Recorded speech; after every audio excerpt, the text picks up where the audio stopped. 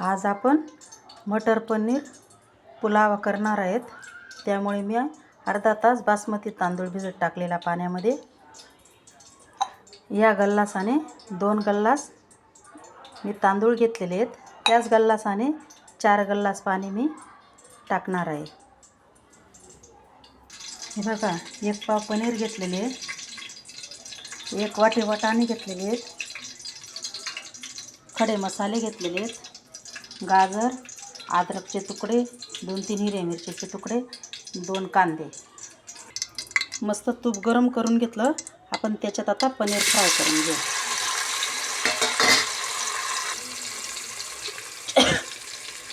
चिमूटभर मीठ टाकू आपण. पनीर मस्त परतलं गेलं. आपण आता पनीर काढून घेऊ. त्याच तुपामध्ये आता आपण खडे मसाले टाकू.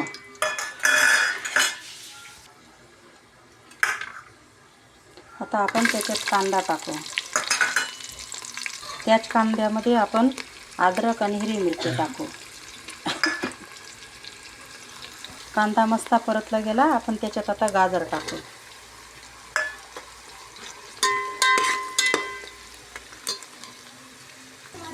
हे मस्त परतलं गेलं. तुम्ही याच्यात काजू टाकू शकता, मनुके टाकू शकता आवडीनुसार. मी नाही टाकले. याच्यात आता मी वाटाणे टाकते. मस्त फ्राय होऊन गेलं. आपण त्याच्यात आता तांदूळ टाकू.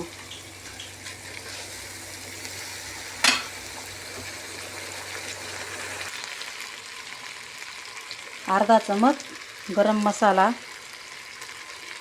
अर्धा चमच लाल मसाला.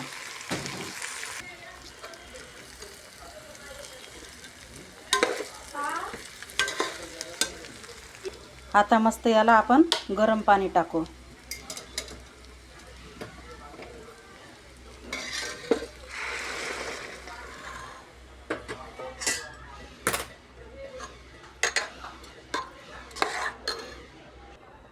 चवीपुरतं मीठ टाकते. आता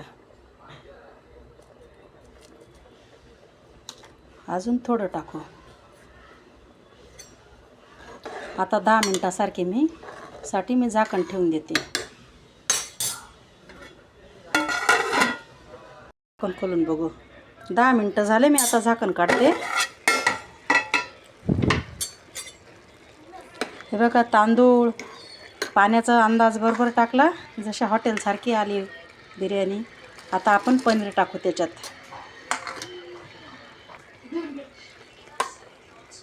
अजून आपण 5 मिनिटं ठेवू याला.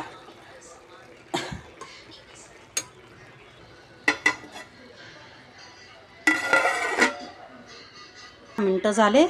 आपण आता त्याच्यावरचं झाकण काढू. हे बघा, हॉटेलसारखी मस्त चमचमीत पुलावा झाला आपला. पनीर मटर पुलावा.